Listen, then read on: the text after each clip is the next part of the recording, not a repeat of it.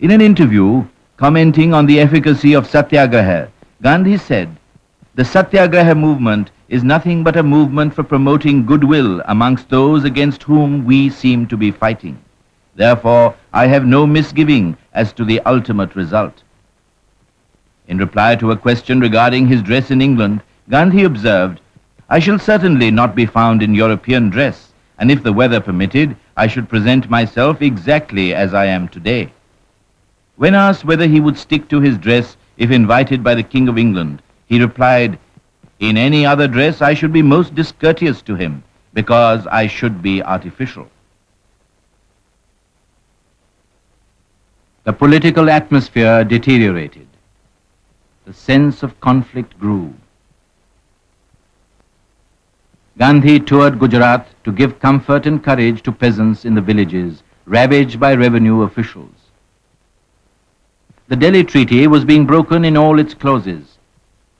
Peasants were subjected to coercive processes. Gandhi appealed to them to fulfill their part of the settlement, irrespective of the government doing it or not. The government stiffened its back and tightened its hold. A long and unsatisfactory correspondence followed between Gandhi and the Viceroy. The continuing harassment in the country was an indication to Gandhi that he must not sail to attend the Round Table Conference. In the final effort to reach a satisfactory arrangement with the government, Gandhi reached Simla once again on August 25th.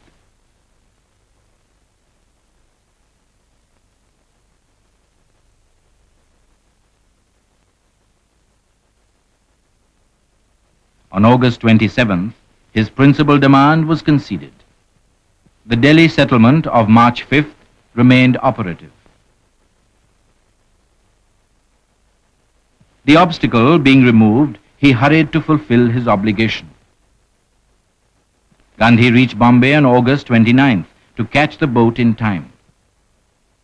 A special passport was issued to enable him to make a dash for London.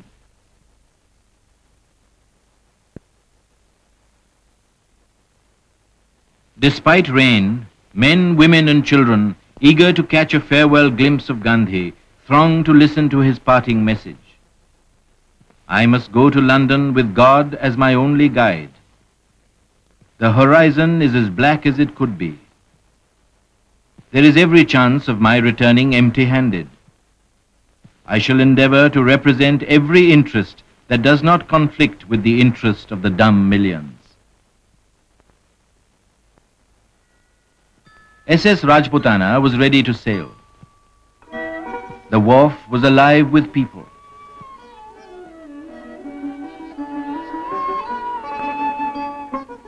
The Indian plenipotentiary arrived not for waging a battle of diplomacy, but for embarking on his mission of asserting the right of the Indian people to be masters of their destiny and cultivating friendship with the world, for he could not think of permanent enmity between man and man.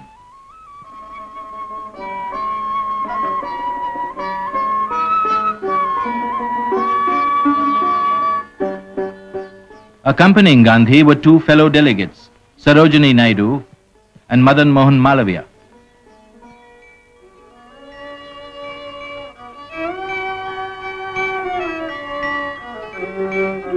The innermost thoughts and feelings of the people were, "Go forth to quaff the bitterest draughts that may yet be in store for you.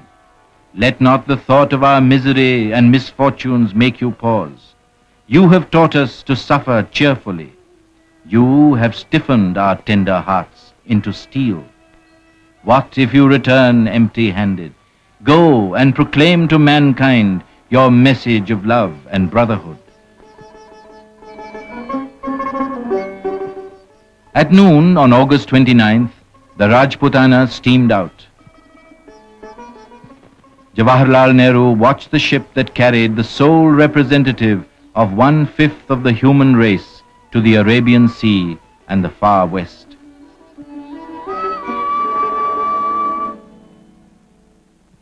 As Gandhi was drawing away from the shores, his thoughts were focused on India. I shall work for an India in which the poorest shall feel that it is their country, in whose making they have an effective voice, an India in which there shall be no high class and low class of people, an India in which all communities shall live in perfect harmony. This was the India of Gandhi's dreams. Gandhi was in the best of spirits during the voyage. Riding the pitching seas like a veteran mariner, he selected for himself a corner on the second-class deck where he spent most of the day and the whole of the night under the canopy of the starlit sky.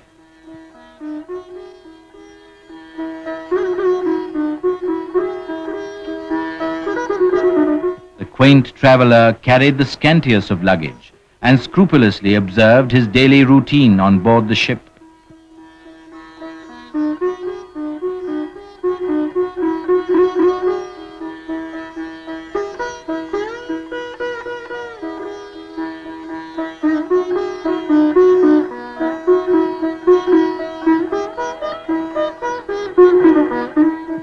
To Gandhi, spinning was a sacrament.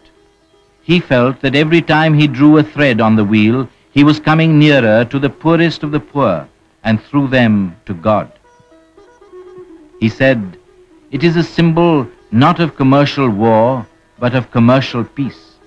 For every revolution of the wheel spins peace, goodwill, and love. The spinning wheel is for India's starving millions the symbol of salvation."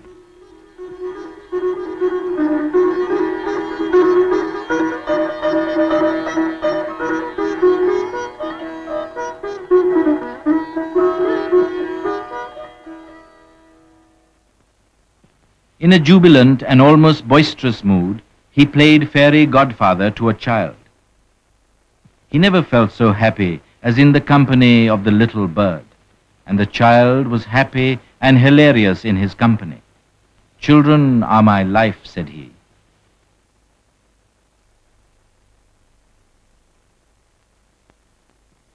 He mixed with his fellow travelers, capitulated smilingly to passengers seeking snapshots, and gave autographs.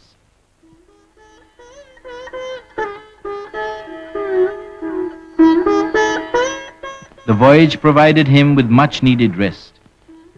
He heeded only to the promptings of goddess sleep and slumbered deeply.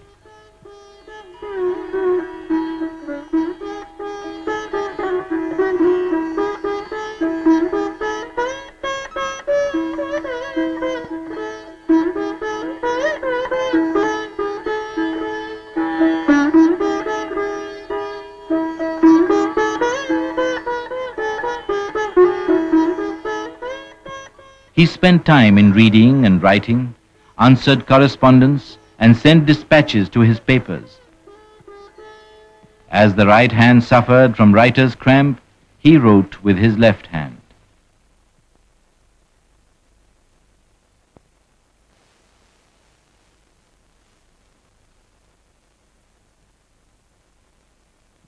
Gandhi gave his testimony on prayer.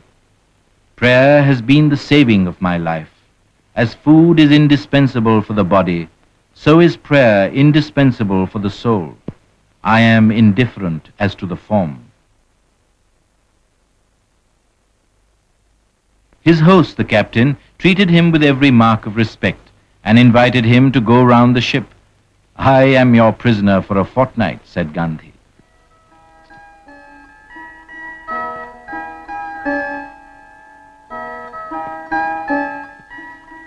He was conducted to the captain's bridge.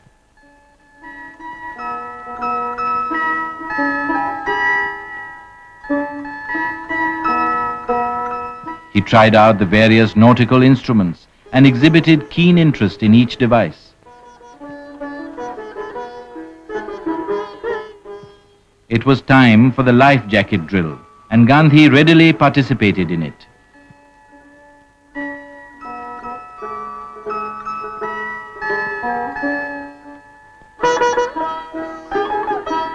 Throughout the voyage, Gandhi endeared himself to the fellow passengers by his unfailing courtesy and gentleness.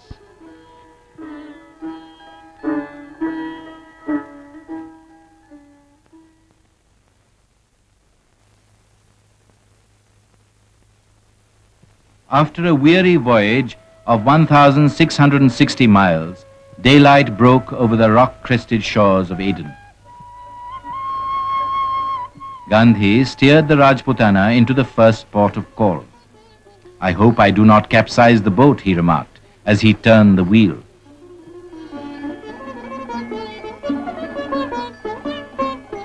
A big welcome awaited Gandhi at Aden.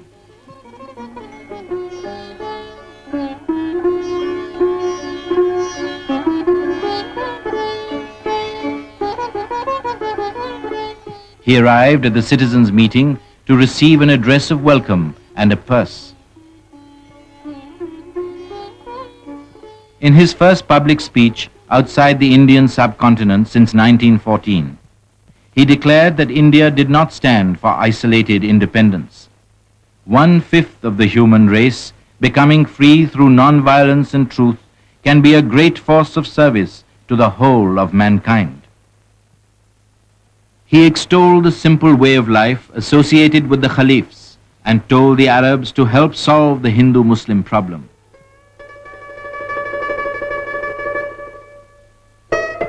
As the ship was gliding through the Suez, messages of welcome from the Egyptians poured in. On crossing the Egyptian waters, Madame Zaghlul Pasha sent the great leader of Great India her best wishes for the success of the Indian cause. In the name of Egypt, Mustafa Nahas Pasha, president of the Wafd party fighting for Egyptian independence, greeted the great leader Mahatma Gandhi and wished him success in his quest. Gandhi thanked them and reciprocated kind wishes for the independence of Egypt.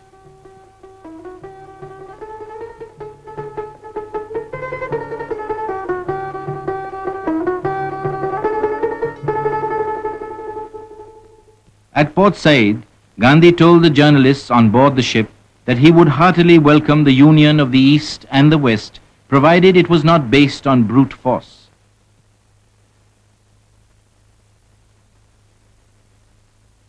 On the ship, Gandhi gave discourses on non-violence. His contention was that as life persisted in the midst of destruction, there must be a higher law, the law of love, which worked like the law of gravitation, that the force of non-violence was infinitely more subtle than the material force of nature, and that opponents should be conquered with love.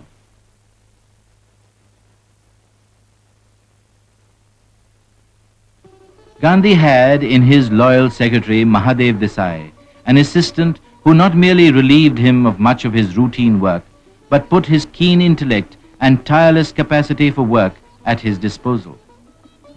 Mahadev's devotion to Gandhi was complete, and Gandhi's affection for him deep and unbounded.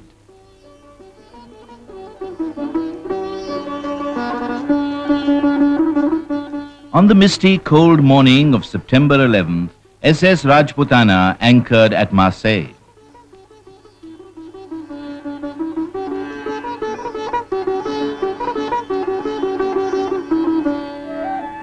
Madeleine Roland greeted Gandhi on behalf of her ailing brother, Romain Roland, with a message, "The better Europe is with you."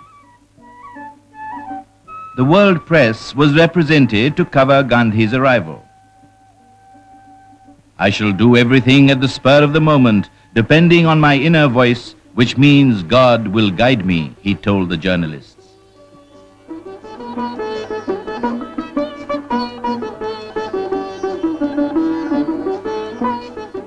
When the spiritual ambassador of India alighted on the soil of war-weary Europe, he was hailed with shouts of "Vive le Gandhi!"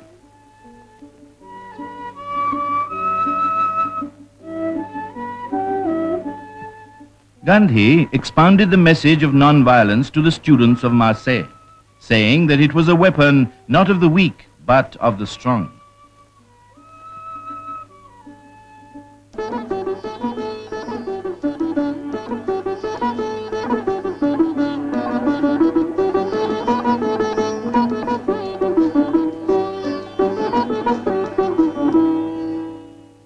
On the train to Port Boulogne, a correspondent asked, "How long you intend to be in London, Miss Mandy?" I know your trick. Why don't you want to say just a few words? Would you say a few words for France, Mr. Gandhi? You don't know. Only for French. I can call the French. Finish now. That's lovely. Huh? Good.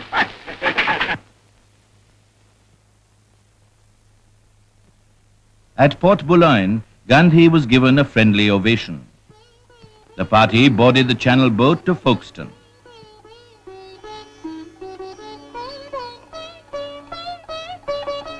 While the boat steamed along, the temperature began to drop, and yet Gandhi had wrapped himself only in a shawl. To the marveling pressman, Gandhi's explanation was, "My dress is the symbol of my mission."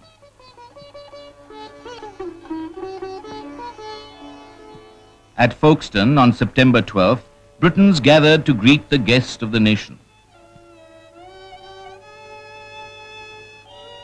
Gandhi landed on British soil with thoughts of the hard task ahead.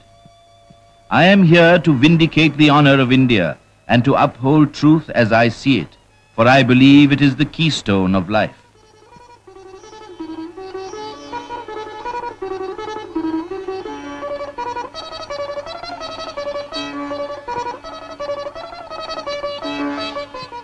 He was driven straight to the Friends' house in London. A surging crowd stood for hours on Euston Road awaiting Gandhi's arrival.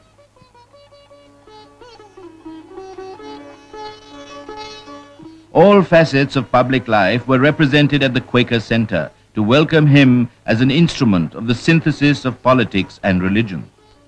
Explaining his mission, Gandhi said he had come absolutely in a spirit of cooperation and to strive for an agreed solution between India and Britain.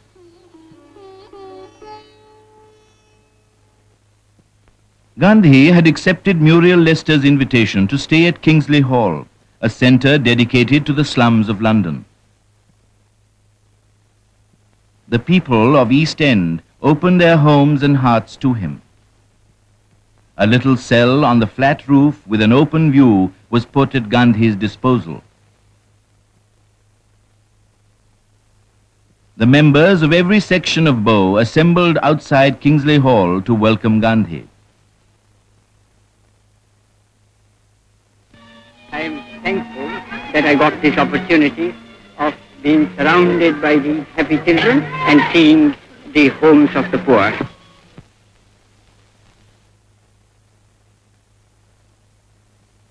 He was soon at home among the workers. He felt happy because he got here a taste of the life he was pledged to live. Then began the inrush of visitors of every shade of opinion. The Pearly King, accompanied by his son and daughter, came to pay respects to the distinguished visitor in his domain. Gandhi greeted the costermonger royalties who offered him their best oranges. Take the orange, yes. Thank you, thank you, thank you. I take only one, I take two. Kill.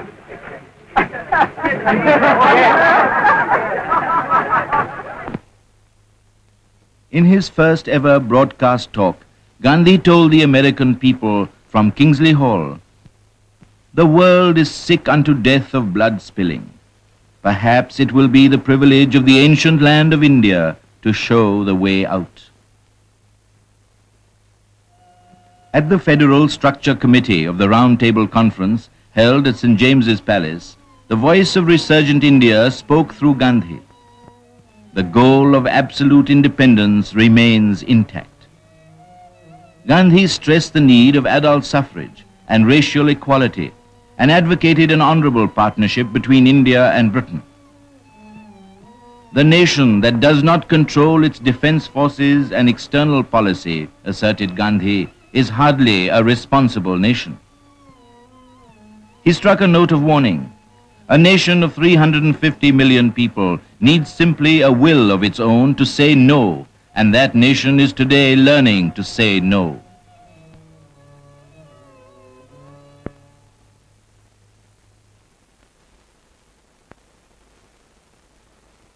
To create greater understanding about India's case, Gandhi spent more time in meeting leading celebrities and visiting interesting places.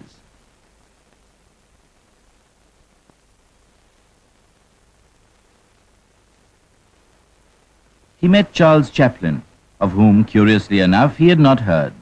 They talked about the toilers, the underfed, and the use and misuse of machines. Gandhi's visit to Lancashire afforded him an opportunity to come into friendly contact with the mill owners and workers.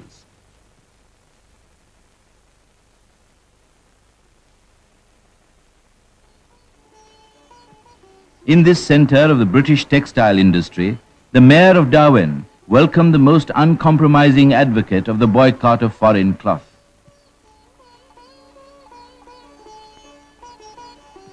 Asking the workers not to attribute their miseries to India, Gandhi poured out his heart to them. I would be a false friend if I were not frank with you.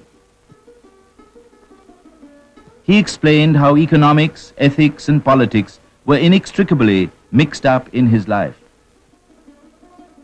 My nationalism is not so narrow that I should not feel for your distress.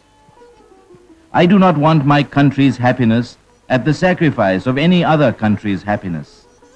You have 3 million unemployed, but we have nearly 300 million unemployed and underemployed for half the year. Your average unemployment dole is 70 shillings. Our average income is 7 shillings and sixpence a month. If India could revive the living corpses by putting life and food into them in the shape of work, it will help the world. He pointedly asked the operatives, do you want Lancashire's prosperity to be built upon the ruin of the Indian artisan?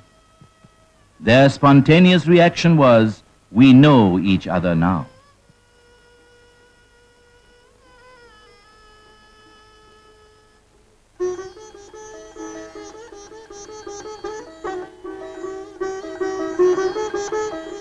He would just like to say a few words. I'd like to love them. You are going to tell the other children that I love you all as my own children. That's all I want to say.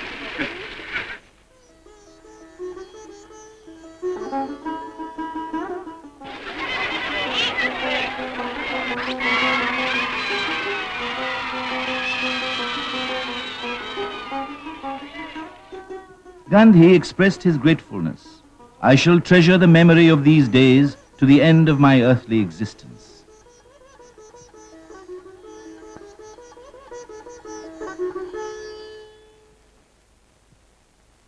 In a recorded talk, Gandhi sought to prove the existence of the benevolent power God.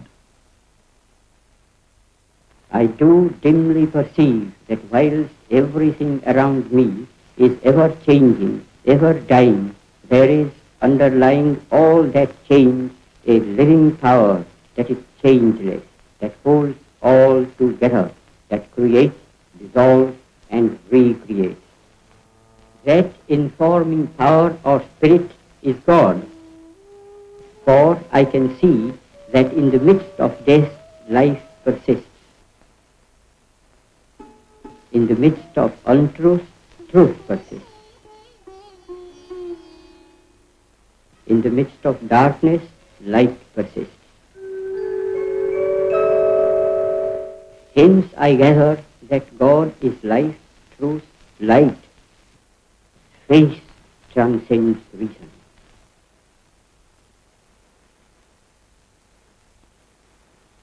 Being His Majesty's guest, Gandhi felt morally bound to accept the invitation to attend his reception. He went to Buckingham Palace in his usual dress.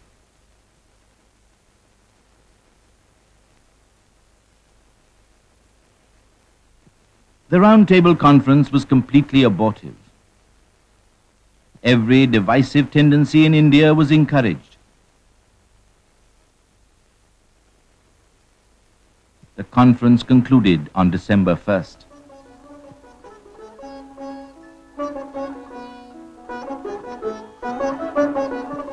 Gandhi's 12-week stay at East London, which afforded him an opportunity to see the best side of human nature and lent support to his belief that at the bottom there was neither East nor West, came to an end.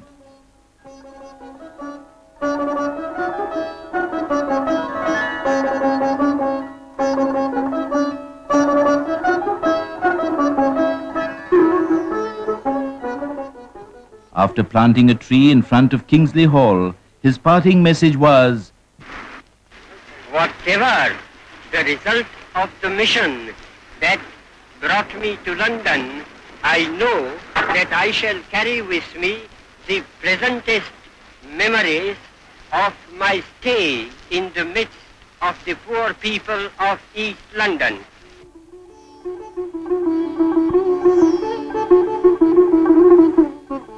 On December 5th, 1931, Gandhi left Britain without any disappointment. I carry with me the pleasantest recollections of many happy friendships formed. The call from India was peremptory. Gandhi boarded the Channel boat to the French coast on the way home, leaving behind seeds of goodwill and mutual understanding.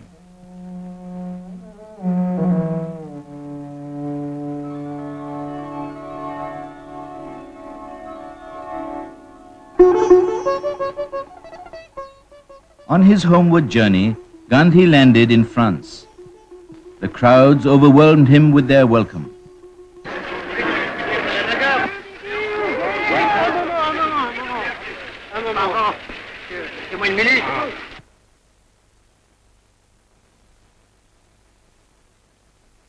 During his one-day sojourn in Paris, Gandhi spoke to an attentive audience.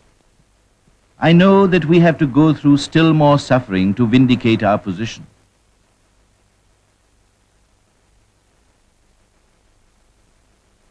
Next day, he departed for Switzerland.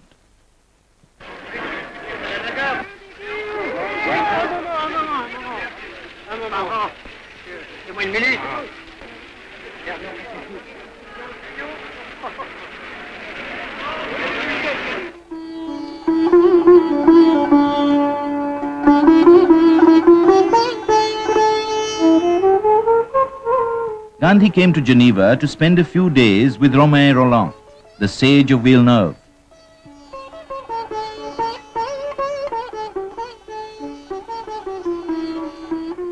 The two kindred souls, tormented by the spirit of darkness engulfing the world, met at Villa Olga on the bank of Lake Léman. Rolland described the blighting effects of exploitation and the perils of war. Gandhi affirmed that nations should cease to answer violence with violence.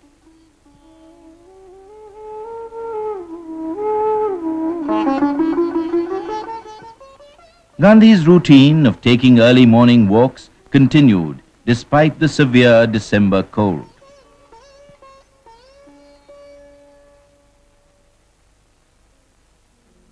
One evening, at Gandhi's request, Rolland played on the piano an andante movement of Beethoven's Fifth Symphony, representing the triumph of the heroic will over the deepest gloom.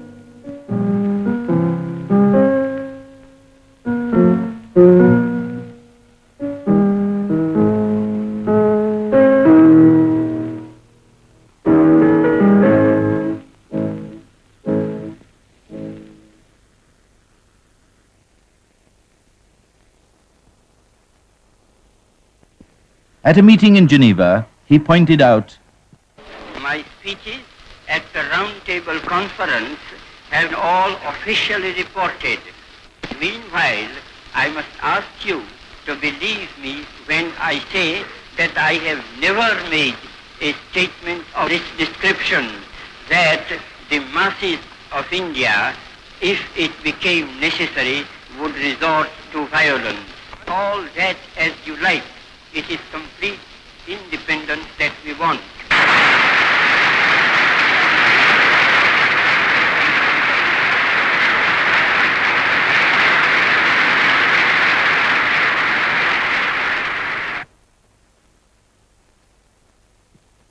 God, Gandhi said at Lausanne, is an eternal principle. That is why I say that truth is God and the way to him is through love.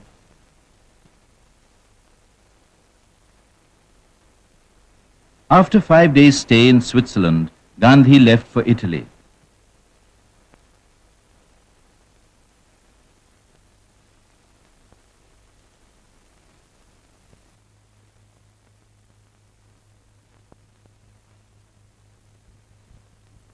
At Rome, Gandhi was cheered by enormous crowds. He was received by General Maurice, a friend of Romain Rolland.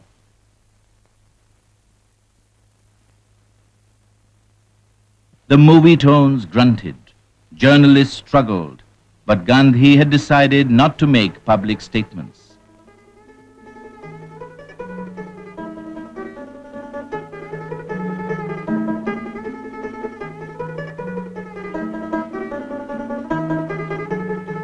During his 3 days' stay in Rome, he had a packed schedule.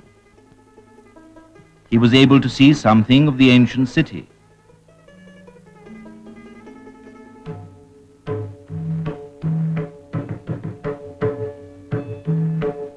He made a hurried round of the Roman ruins.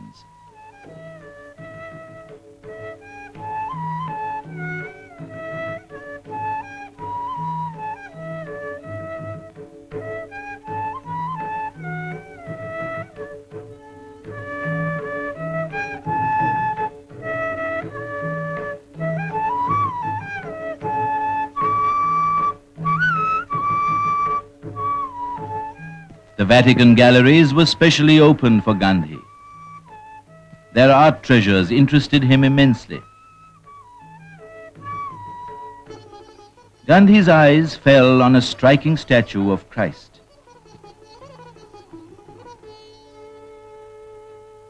He went up to it and stood in deep contemplation. Gandhi saw here that nations, like individuals, could only be made through the agony of the cross, and that joy came not out of infliction of pain on others, but out of pain voluntarily borne by oneself.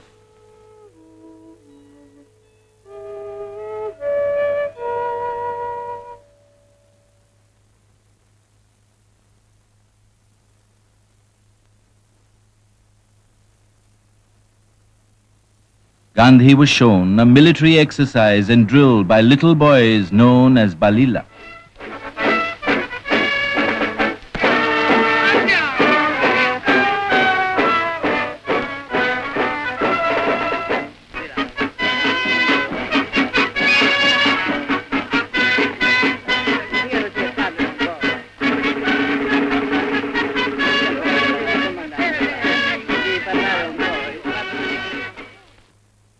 It has given me very great pleasure to see all these young children hale and hearty.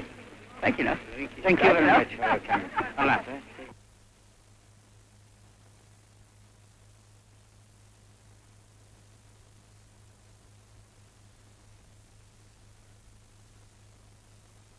On December 14th, Gandhi boarded SS Pilsner at Brindisi en route to India.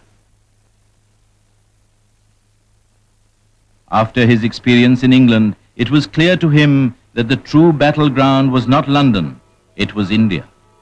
But in ignorance of the situation at home, he reiterated that he would try every means to avoid another fiery ordeal.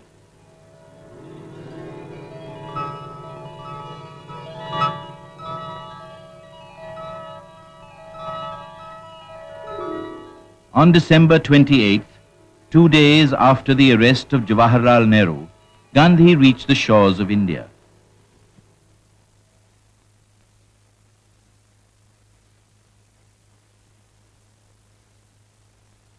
Though he had returned empty-handed, he had not compromised the honor of his country. A great ovation awaited him.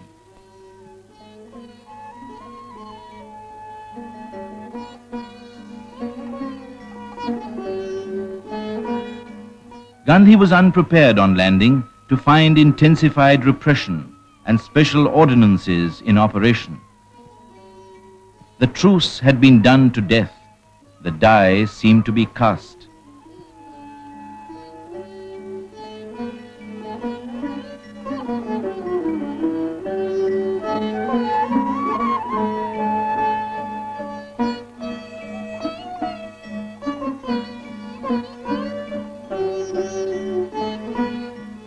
Bombay staged a magnificent welcome to Gandhi. Thousands turned out en masse to greet him. The streets were lined with greatly excited crowds.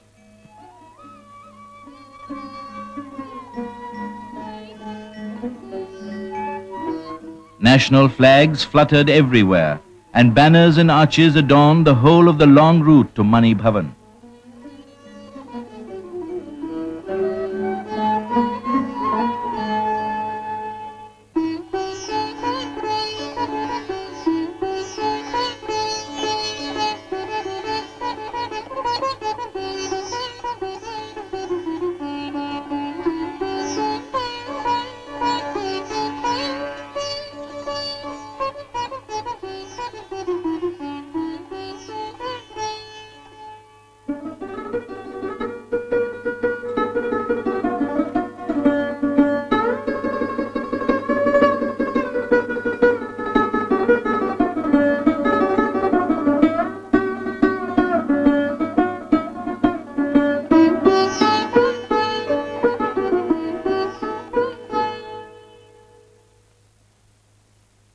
Gandhi encamped on the terrace of Mani Bhavan and acquainted himself with the situation. He found things blacker than he had imagined. That evening, people flocked to Azad Maidan to listen to Gandhi. A vast concourse of humanity stretched far beyond the Maidan.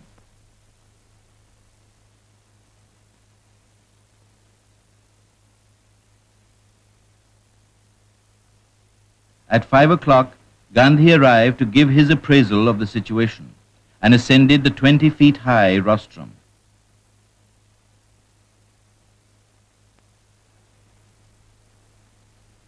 In reply to the demonstration of tumultuous welcome, Gandhi condemned the attempt of government to unman a whole race. He emphasized his eagerness to cooperate with the government, though he was ready for a struggle if necessary. If a fight is inevitable, he asserted, I would expect every son of the soil to contribute his might. I would not flinch from sacrificing even 1,000,000 lives for India's liberty. He exhorted the people to get rid of the fear of death and adhere to non-violence. He made an impassioned plea for raising the level of the untouchables, realizing that without it, freedom would be futile.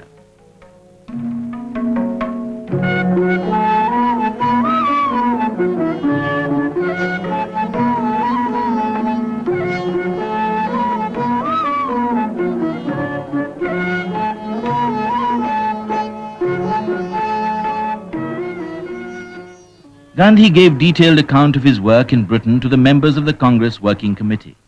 He discussed the grim situation in the country with his colleagues and sought an interview with Lord Willingdon to find a way out.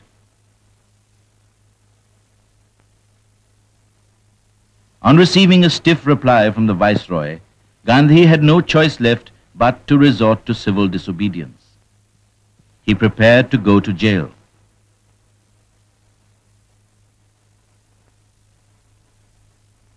His message to the nation was to wake up from its sleep and respond to the challenge of the government without hatred or malice, for our quarrel is not with men, but with measures. To poet Tagore he wrote, I want you to give your best to the sacrificial fire that is being lighted. The government instantly struck back, and when the whole nation was asleep, Gandhi was put under arrest at 3 a.m. on Monday, January 4th, his weekly day of silence in the tent on the terrace of Mani Bhavan. After the prayers, he was taken away and was once again interned in the Yeravada jail during the pleasure of the government.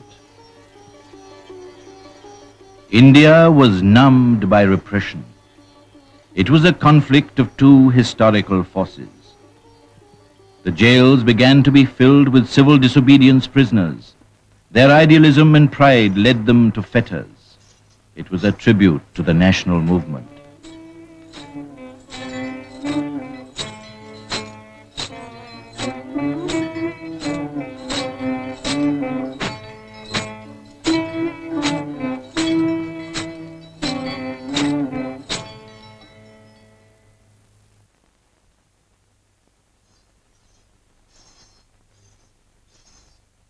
Week after week, news of black repression all over the country trickled into Gandhi, cribbed in the prison yard.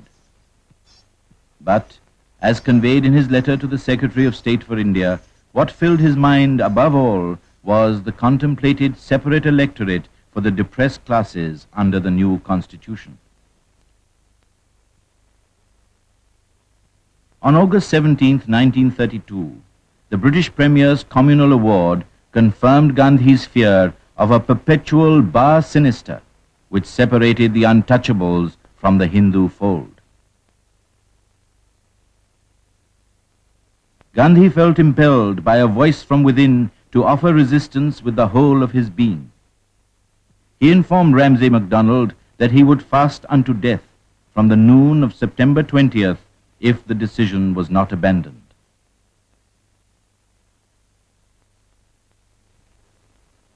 In the early morning of September 20th, Gandhi wrote to Tagore, "I enter the fiery gate at noon. Your blessing will sustain me in the midst of the storm I am about to enter."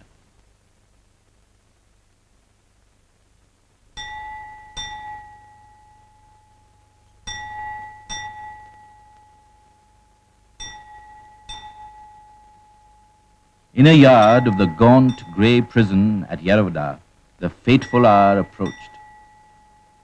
The jail bell struck 12, and with the last stroke, Gandhi commenced his vow of extreme self-sacrifice.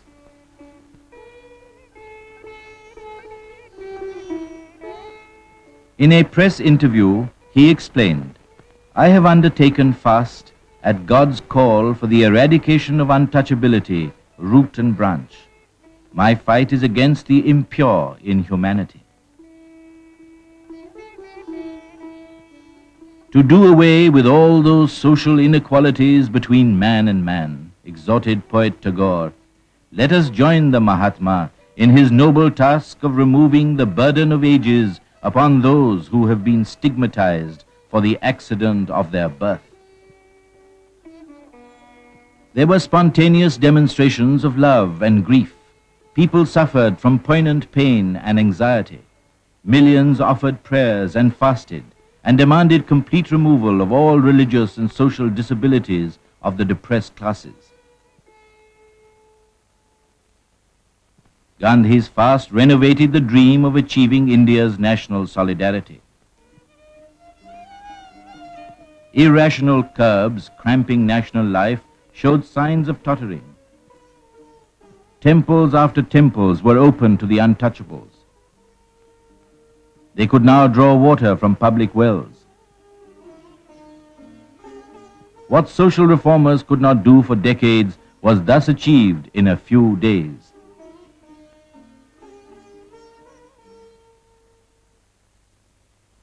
While the whole country outside was seething, 63-year-old Gandhi, under the shade of a mango tree in a segregated prison yard, was perfectly calm and serene.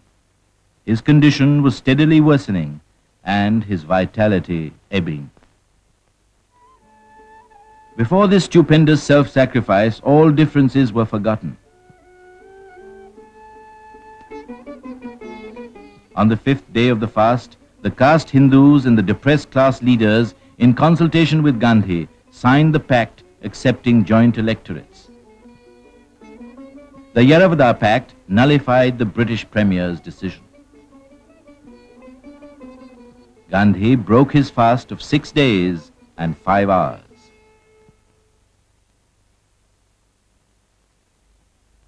Naming the untouchables as Harijans, God's own people, Gandhi began conducting the weekly Harijan from the prison, which brought about a renaissance of faith and hope for millions. Pleading for temple entry, he argued, it is the one spiritual act that would assure the untouchables that they are not outcasts before God.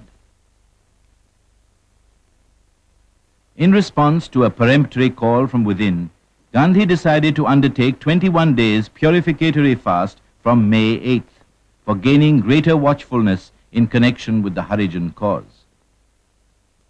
He was released on the same day and he completed his fast in Pune.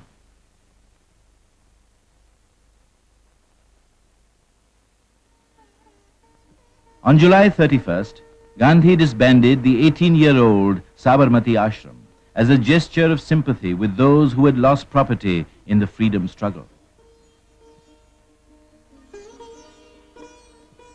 He made it over to the Harijan cause and shifted his headquarters to Wardha, the geographical center of India.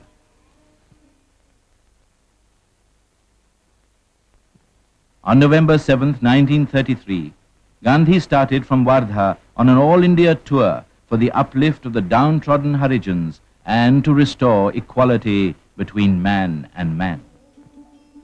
His plea was, the inner oneness pervades all life. God is one, and all life is from him and in him. Untouchability is the very negation of this magnificent truth.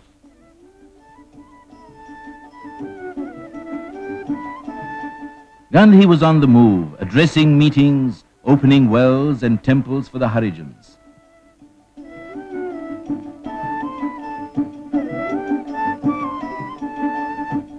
He auctioned articles presented to him and collected funds for their cause.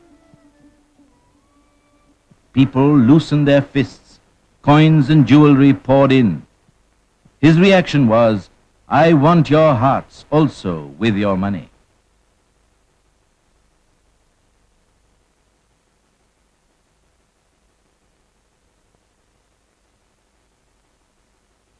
Gandhi had one mission before him, the eradication of untouchability. If we believe that we are all children of one and the same God, asked he, how can there be untouchability amongst us, his children?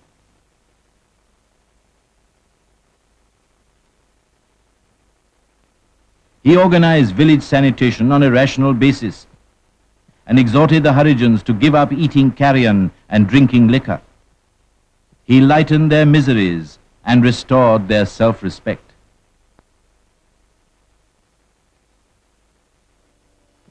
While Gandhi was touring South India, a great earthquake shook North Bihar on January 15, 1934.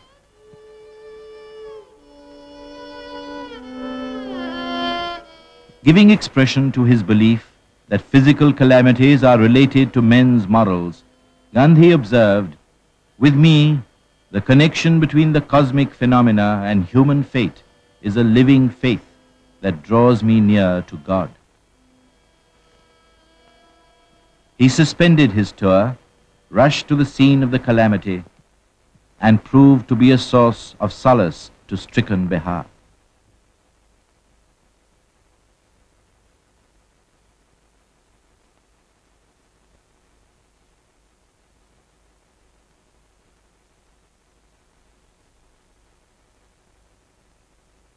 Gandhi renounced the use of conveyance for the Harijan tour in Orissa for cultivating more intimate contact with the villagers who he wanted should awake, arise, and realize the sin they had inherited and harbored.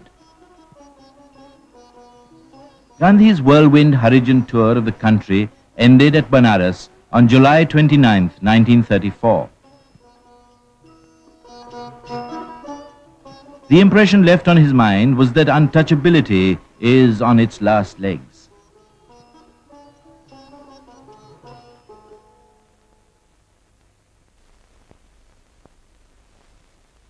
The outstanding event of the 49th session of the Congress, held under the presidentship of Rajendra Prasad at Abdul Ghaffar Nagar, Bombay, was Gandhi's retirement from the Congress for having failed to persuade it to change its creed from peaceful and legitimate to truthful and non-violent methods.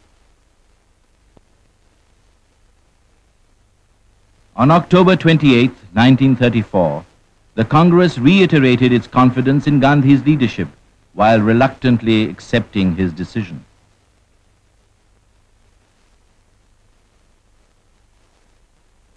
Gandhi justified his physical severance from the Congress. For me to dominate the Congress in spite of fundamental differences is almost a species of violence which I must refrain from. No leader can give a good account of himself if his lead is not faithfully, ungrudgingly, and intelligently followed.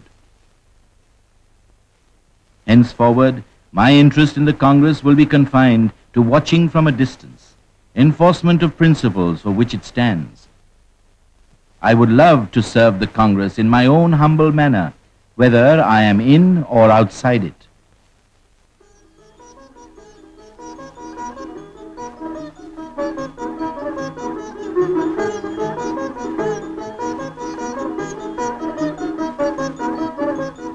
Realizing that revivification of the villages, which were perpetually exploited, was a necessity if India was to exist and a remedy for its progressive poverty, Gandhi took his abode in the ashram at Wardha.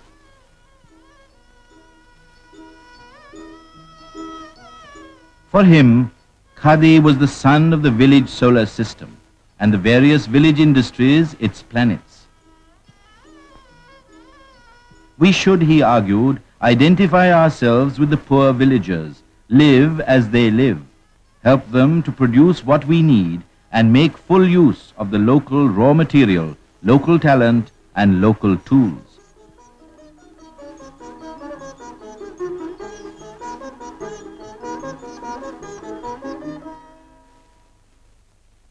Distressed at the penetration of the machines in the villages, Gandhi observed, from times immemorial, the villages of India have been pounding their own paddy.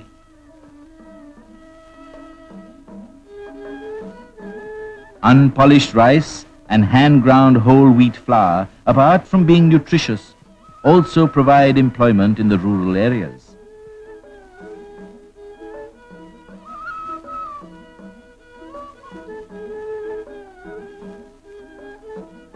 We have suffered the village oilman to be driven to extinction, and we eat adulterated oils.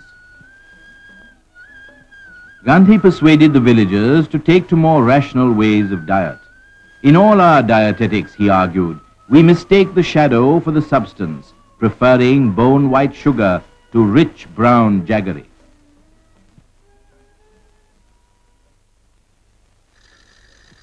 His plea was that mechanization is good where hands are too few, but an evil where there are more hands than are required for the work, as is the case in India.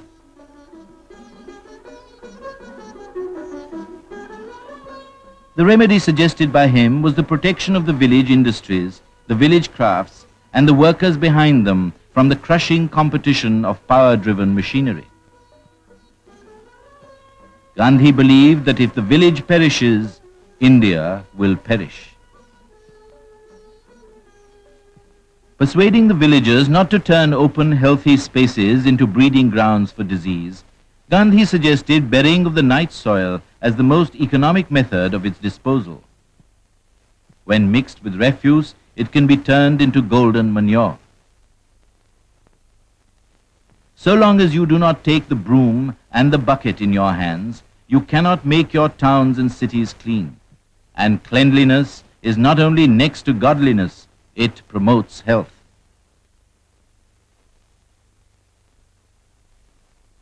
Gandhi believed in the infinite capacity of the soul for self-control. He gave a stern warning that birth control by artificial means will lead to moral bankruptcy. He regarded women not as an instrument of animal pleasure, but as the mother of man and a trustee of the virtue of her progeny.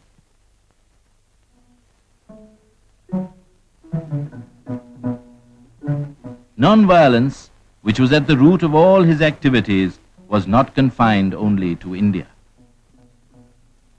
Mussolini's attack on Abyssinia disturbed Gandhi. He appealed against the wave of darkness that was about to sweep the whole world. If the recognized leaders of mankind, who have control over the energies of destruction, were wholly to renounce their use with full knowledge of the implications, permanent peace can be obtained.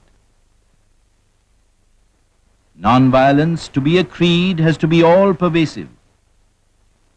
It is my unshakable belief that India's destiny is to deliver the message of nonviolence to mankind. Being convinced that the real India dwelt in her villages, Gandhi tramped to Segaon, later called Sevagram, a decadent village 5 miles from Wardha, on June 16, 1936, to attain self-realization through the service of the village folk in steadfast faith. He reached his destination, lived in a one-room mud hut, and was soon at work.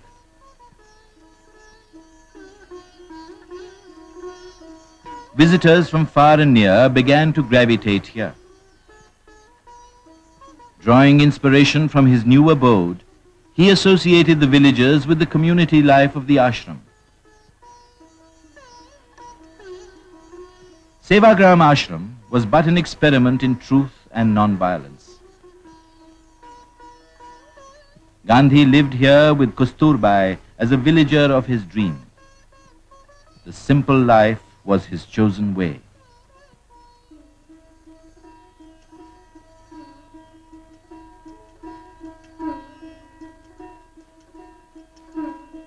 Here Gandhi lived and worked, beginning his day before dawn, never missing his prayers. The little hut remained the scene of his many activities from morning till night.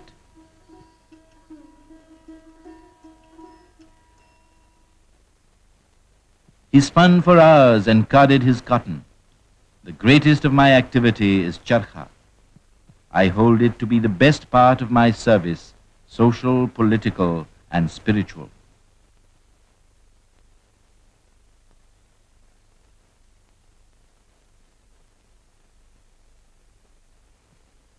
Sometimes he was engrossed in examining the details of the latest model of the spinning wheel and making suggestions to the designer. People, high and low, sought refuge in the little mud hut where he dwelt. It also became the venue of the meetings of the Congress Working Committee. He did justice to all items, grave or gay, important or unimportant, for nothing was too trivial for him.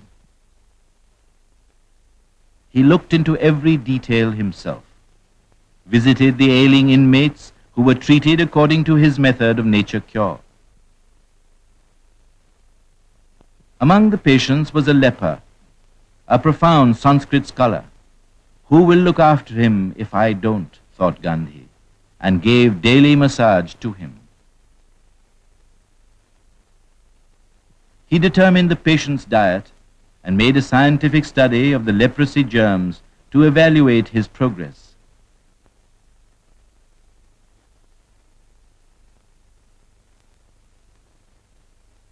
He never failed to greet the newborn calves in the ashram. Lying with a mud poultice on his abdomen was a part of his permanent treatment for blood pressure prescribed by himself. He knew the wonderful properties of Mother Earth. That is why, instead of treading upon it, I have it on my head and on my abdomen, he said.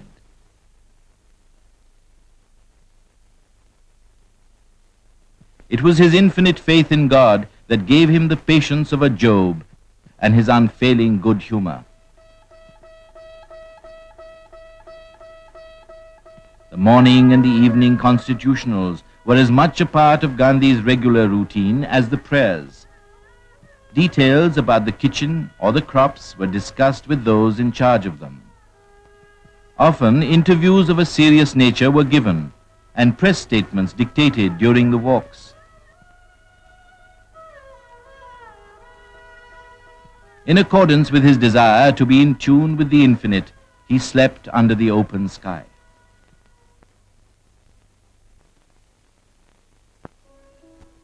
To promote contact with the villagers, the first village session of the Congress, according to Gandhi's conception, was held at Faispur under the presidency of Jawaharlal Nehru in December 1936.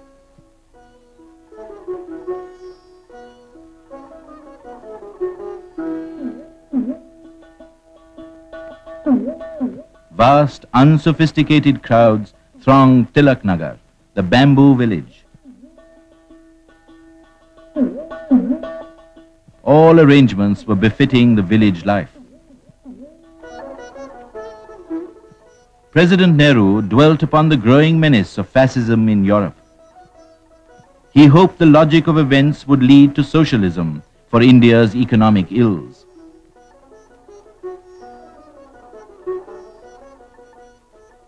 Though Gandhi took no part in the Congress debates, opening the Khadi and Village Industries exhibition, he said, "It is not enough that one wears Khadi if he surrounds himself with Videshi, things foreign in everything else. Khadi means the truest Swadeshi spirit. Indian economic independence is not a product of industrialization, but economic uplift of every individual by his or her conscious effort. Real socialism has been handed down to us by our ancestors who taught all land belongs to God.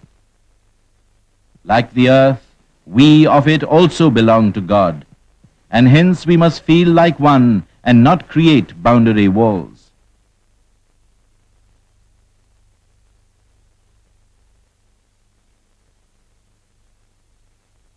Gandhi realized that in the long run, the future depended on the village school.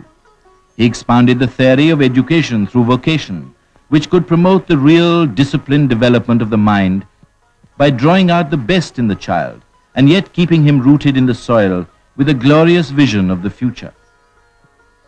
He wanted education to be based on village occupations and easily accessible to all. Though education was to be based on a craft, Gandhi insisted that the child's intellect and heart were to be trained as much as his hands.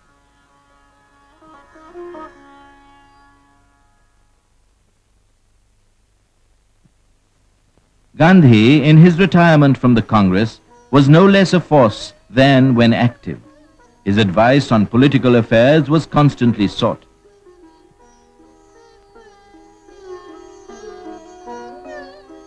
In February 1937, on the Congress securing signal success at the polls, Gandhi advised the Congress majorities in 7 provinces to form cabinets to hasten the march towards independence.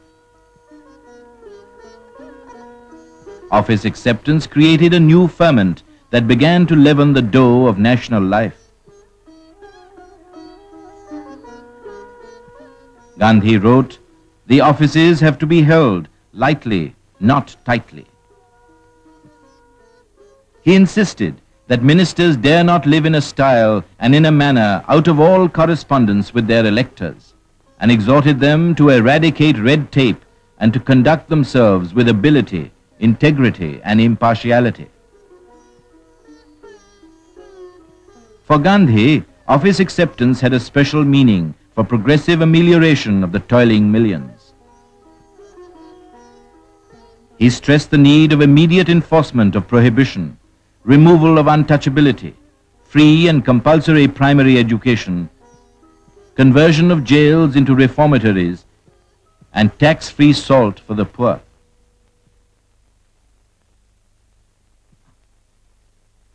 The 51st session of the Congress met on the bank of the river Tapti at Haripura, in rural surroundings, under the stewardship of Subhas Chandra Bose, the youngest president, in February 1938.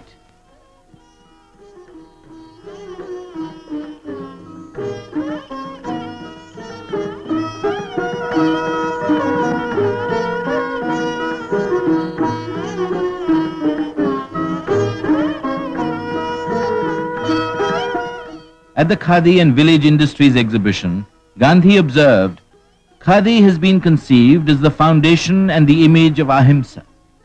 A real Khadi wearer will not utter untruth, will harbor no violence, no deceit, no impurity. Do what you do for the sake of India, If you wear khadi for my sake, you will burn khadi on the day you burn my dead body. But if you have fully understood the message of khadi, it will long outlive me.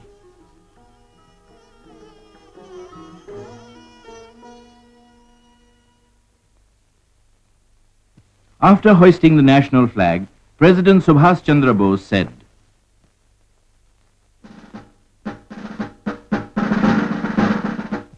President Bose and the members of the working committee arrived at the open session of the Haripura Congress.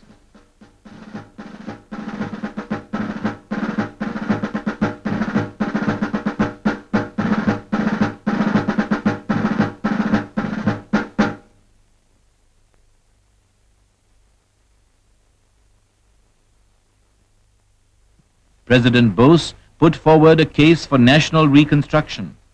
Our chief national problems relating to the eradication of poverty, illiteracy and diseases can be effectively tackled only along socialistic lines. The state, on the advice of a planning commission, will have to adopt a comprehensive scheme for gradually socializing our entire agricultural and industrial system in the spheres of both production and distribution. Voicing the feelings of the nation, he concluded, All India prays that Mahatma Gandhi may be spared to our nation for many years to come to keep our struggle free from bitterness and hatred. We need him for the cause of humanity. The Haripura session condemned the federal scheme for India on the ground that a constitution for India must be framed by the people themselves.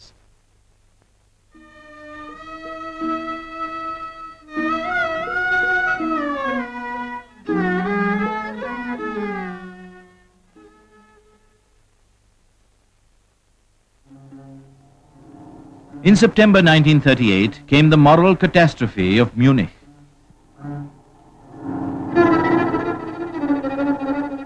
Compelled to heed the rumbling of the coming storm, Gandhi observed, the peace Europe gained at Munich is a triumph of violence. It is also its defeat. The science of non-violence can alone lead to pure democracy. The plight of the Czechs moved Gandhi to the point of physical and mental distress. Advising the small nationalities to refuse to obey Hitler's will and perish unarmed to save their honor, he maintained that if it was brave to fight, it was braver still to refuse to fight and yet refuse to yield to the usurper.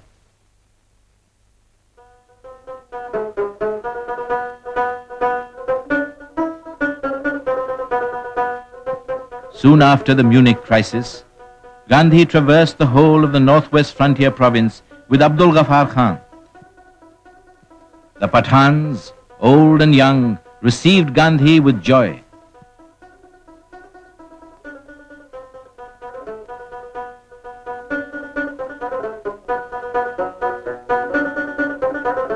Badshah Khan was convinced that non-violence could elevate his people and raise them to their full moral stature.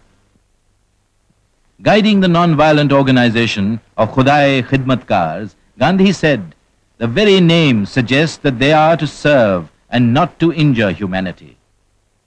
Non-violence is not a mere passive quality. It is the mightiest force God has endowed man with.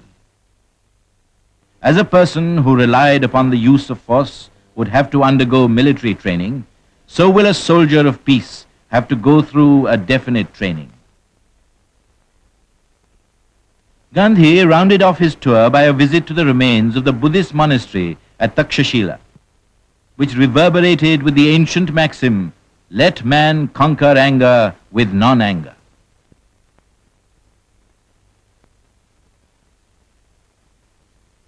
Gandhi took leave of the pageant of India's glorious past that lay spread out before him.